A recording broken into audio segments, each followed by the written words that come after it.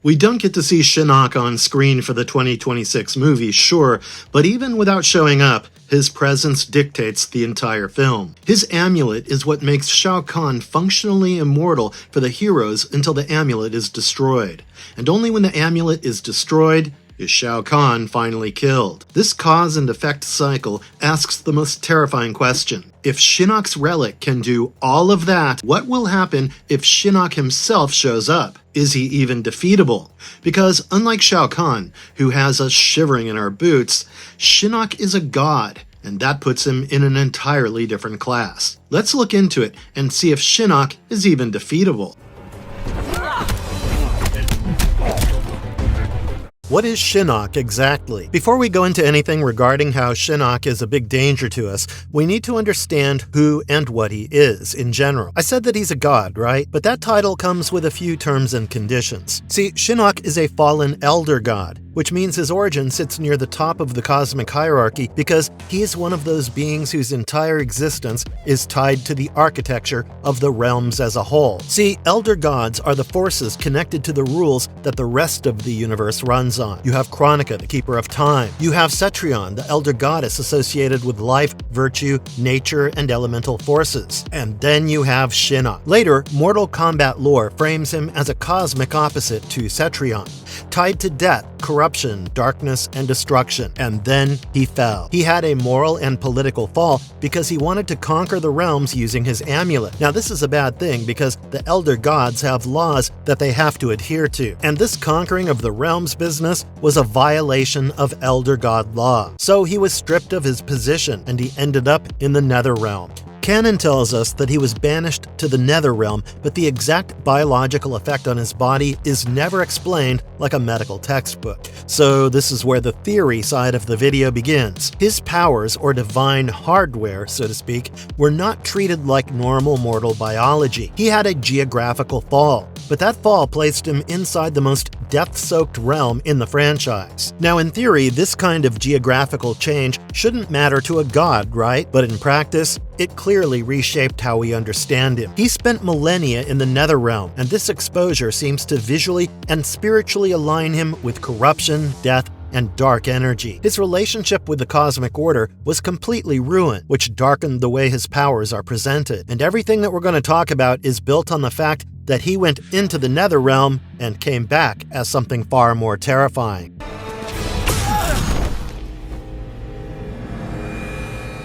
Why does he look half dead all the time? Say what you want, but you have to admit that every silhouette in Mortal Kombat is very, very recognizable. But Shinnok is even more so, from his chalk-white skin to his sunken features. He has this vibe of someone who is ancient and embalmed at the same time. And this is very interesting, because think of any other immortal characters. Usually they're attractive, right? Or they can at least fit into the crowd, but not Shinnok. Why is that? And the answer to that question goes back to the Nether Realm. See, Shinnok spent ages in an environment that is spiritually corrupted and normalized around death. This place radiates decay, torment, and darkness. And for most people, prolonged exposure means transformation into something monstrous or twisted. But for Shinnok, the safer way to read it is this. His corpse-like appearance visually sells the idea of a god who has been shaped by death energy, even if the games never explain his skin, face, or body as hard biology. Think of it like how an organism adapts to an extreme habitat, like plants in a desert. They don't have normal leaves, they have thorns to ensure there's less water loss from them, right? If we treat Shinnok physiologically, he feels like the godly version of that idea. The Nether Realm does not nourish him in any normal divine way. Instead, his body and visual design seem to work around corruptive and consumptive energy. And what I find so interesting about this design choice is how that makes us think of him. Like, we have this pale-looking guy who we obviously might underestimate at first glance, but that's not who Shinnok is. His pale skin is not officially explained as biology, but visually it works as a warning sign. This is a being who has lived inside death, corruption, and hellish energy for ages, and still came out operational.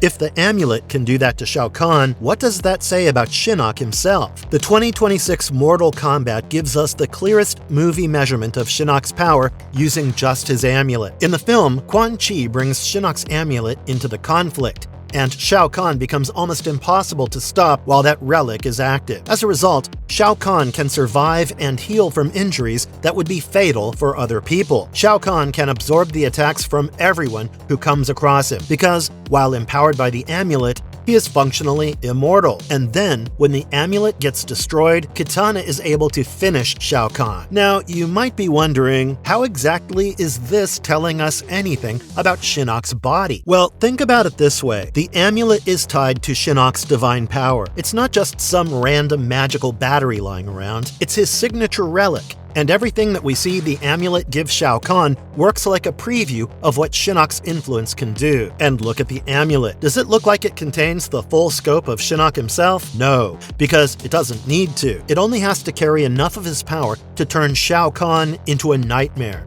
So based on how it powered up Shao Kahn, we can safely say that Shinnok operates on a level that even our heroes have barely begun to understand.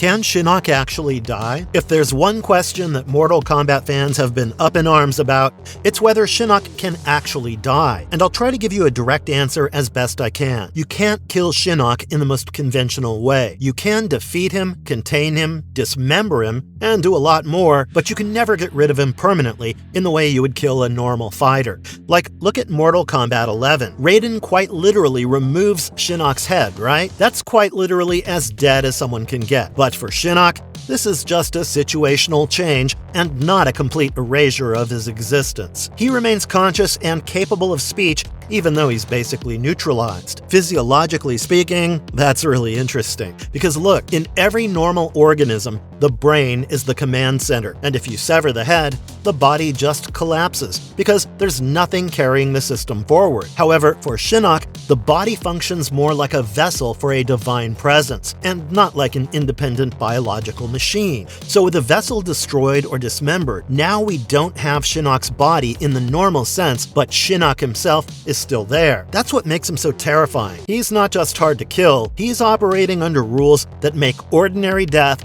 almost meaningless. Why is Raiden always the one who has to deal with him? There's no shortage of hard hitters in Mortal Kombat, right? You have Johnny Cage, Cassie Cage, Sonya, Liu Kang, and many more. And every single one of them has gone toe-to-toe with serious threats and come out on top.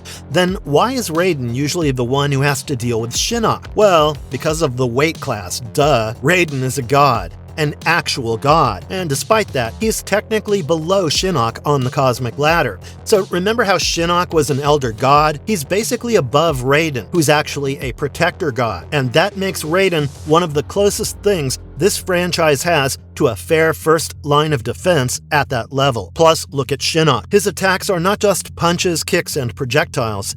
His power is presented as divine, corruptive, and metaphysically disruptive. His energy output would destroy or overwhelm most characters if they tried to fight him like a normal opponent. Raiden is one of the few beings who can survive that kind of divine exchange long enough to push back. His divine durability is built for it, which means, unfortunately, whenever Shinnok returns, Raiden is usually one of the first people who has to deal with it. But to be fair, Mortal Kombat has also shown mortal champions like Johnny Cage and Cassie Cage playing decisive roles against Shinnok-level threats, so this is not just Raiden's story alone.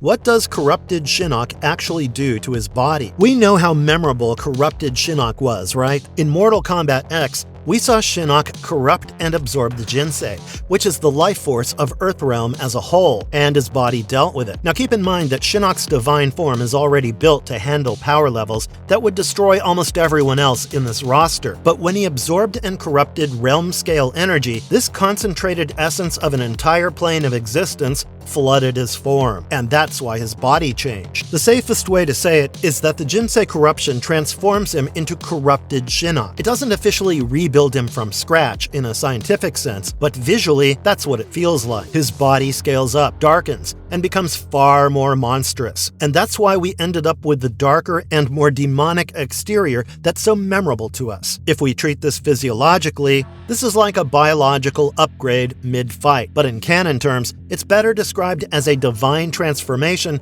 triggered by corrupted Jinsei energy. How does he use bone and death imagery as actual weapons? We all know that visual, right? When Shinnok's giant hands erupt from the ground? Yeah, that one. I mean, that's basically game over for everyone, because these constructs clash into the fighters mid-combo, and it's over for us. Now, of course, owing to how the move looks, fans have often wondered if that is real bone or just fancy magic effects. And well, the answer is a bit more complicated than that. See, canon doesn't give us a clean biological breakdown of whether Shinnok is creating literal bone, magical constructs, or death energy structures. What we can safely say is that his powers are represented through skeletal imagery, hellish force, and death-aligned magic. So when we see him do these attacks, the safer, theory-friendly reading is that he channels his divine death energy into physical-looking forms that can grab, crush, or impale someone, which means his skeletal attack set should not be described as confirmed biology, but it can absolutely be described as his will giving shape to death imagery. His body may not literally be a factory producing bones, but his power set makes death feel physical. So yeah, you're not just getting hit by Shinnok's magic, you're getting crushed by the shape of his will. How strong is Shinnok without the amulet? Now, there's a misconception about the amulet. See, with how the amulet powers up Shao Kahn, sometimes people think that if Shinnok is without his amulet, he becomes manageable too, but that's far from the truth. Across Mortal Kombat lore, the amulet is treated as Shinnok's signature relic and a key to his Elder God power. Think of it like a container or amplifier, right? If a relic is that closely tied to your power, then losing it can be a serious problem, but it doesn't automatically make you ordinary. The amulet stores, focuses, or channels its power depending on the continuity, but Shinnok himself is still a fallen Elder God. If you get rid of the amulet, Shinnok is still running on a terrifying divine baseline. The only thing missing is the enhancement layer, or the specific advantage the amulet gives him in that version of the story. And with that in mind, when you look at the 2026 film, you can understand why our heroes cannot rest easy just yet. Just because the amulet is destroyed and Shao Kahn is gone does not automatically mean Shinnok is gone too. He is still out there as a cosmic threat, and if he knows that his artifact has been destroyed, then when he comes on screen, it would be one heck of a showdown.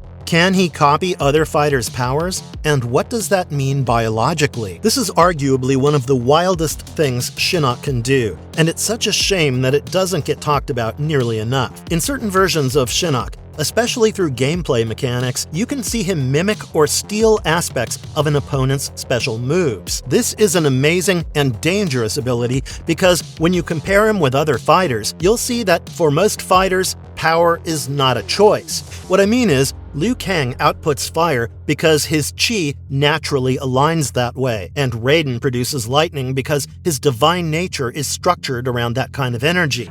None of them can just look at the other and casually copy their power because they're not built for that. Shinnok, on the other hand, has been shown with mimicry-style abilities, which supports the idea that his power set is extremely adaptable. Now, the franchise doesn't explain this as biology, so we shouldn't say that his body literally reads energy signatures as confirmed canon, but if we treat it physiologically, it looks like Shinnok can observe the logic of an attack and reproduce a version of it through his own divine system. Even if he doesn't have the original hardware that generated the move, his body functions less like a normal organism and more like a platform that can adapt and adjust based on what it encounters. So if you try to do something unexpected in front of Shinnok, there's always the terrifying chance that he'll make that unexpected thing normal and throw it back at you. Why? Well, because Shinnok is just built differently.